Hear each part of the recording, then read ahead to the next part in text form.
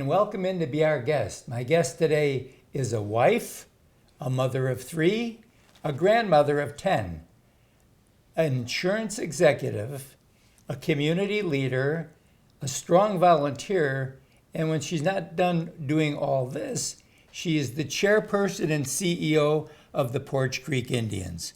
Stephanie Bryan, welcome to the show. Thank you so much for having me today, Jack. It truly is an honor to share my story with you all. Absolutely. And I've been fortunate enough to be able to hear the story. So what we want to let our viewers hear first is from the time you were a little child, that's the great one, playing in the dirt streets and realizing that things could be better. Absolutely. Growing up in the Poarch Creek community, of course, a lot of times we didn't have much.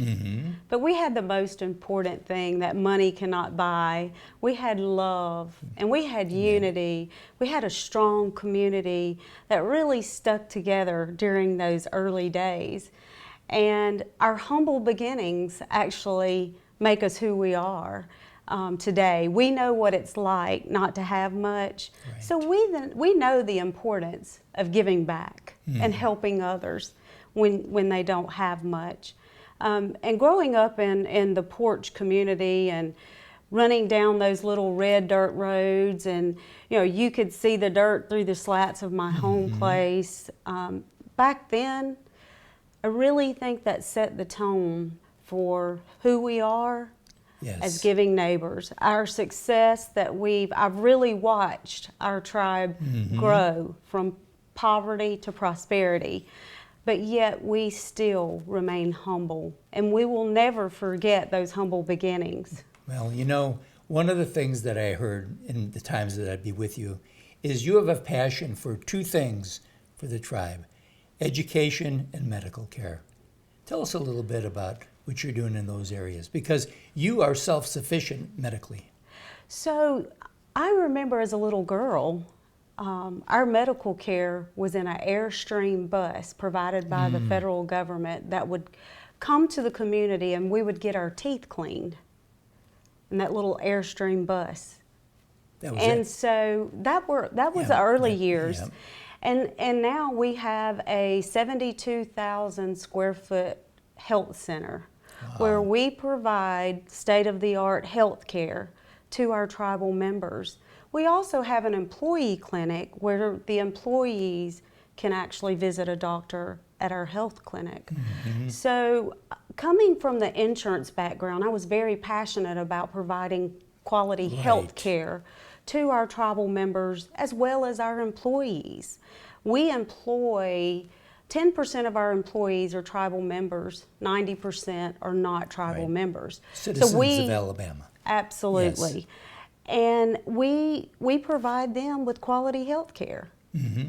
And I'm just very passionate. It's important that we have healthy people and we have safe communities. Education, I remember the days when we only had $5,000 to distribute amongst almost 3,000 tribal members who wanted to apply to receive education benefits. Now we offer $100,000 scholarships to every tribal member for education. That's wonderful. So that's the key, and it's been a passion of yours from day one. Absolutely. Yes. Building stronger, safer communities, providing quality health care as well as education is what makes communities strive and thrive. That's right. You spent some time in Washington, D.C. Absolutely. And you probably learned a few things there that helped you in this area too, did? Yes, I did. I actually served on a tribal gaming working group, and which regulated Indian gaming. And I served on our Tribal Gaming Commission from 2006 until 2015. And serving on that working group, on that committee, our job was to recommend to the National Indian Gaming Commission regulations that protect the integrity of Indian gaming. And it was an honor when the team asked me to present those regulations to protect Class II gaming in Indian country. So I was the leader that presented to the National Indian Gaming Commission, to Chairwoman Tracy Stevens, Wow. and they adopted most of those regulations that helped us protect Class II gaming, That's great. which in turn has helped improve the quality of life for my people, our tribe, the communities that we are in, and the communities that surround us. Tell a little bit about the economic impact that everything that you do has in this state, because people don't really understand that.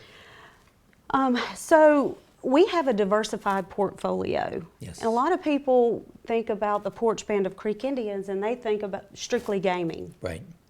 But we have a One diversified... little piece. Yeah. Absolutely, it's a small piece of what we do. We have 50 other diversified businesses where we work with NASA. We have Media Fusion, which is a communications company. We do work in the aviation field.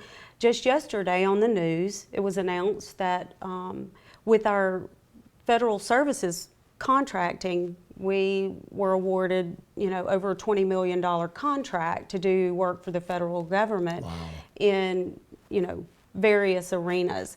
So that could be aviation, that could be with NASA, that could be with Muskogee Metal Works. We're in the hospitality industry. We have 4 hotels Yes. in Orlando, Wow. outside of the gates of Disney at Flamingo Crossings. So, we're just honored to be able to be a player in economic development and diversification. And that was a part of our plan, and a part of our vision was to create sustainable jobs even outside of gaming. Gaming in the state has been wonderful for our tribe. It has helped us change the quality of life, Right. not only for our people, but for all of those employees that we employ that have good jobs, that we pay their insurance and we provide 401k benefits so that they can have a great future. So it's important to us to treat others the way that we want to be treated, but also at the same time, we want to do what we can and be partners in the state of Alabama. And you've done that. And it's all you got to do is look around in a lot of different areas, and they've stepped up when it was time to step up. Well, thank you so much for all that you're doing. You've done a wonderful job. And just remember this, the tribe is here to take care of economic things, but they're also here to serve the people of Alabama, and they do it 100%. And we'll be right back right after this.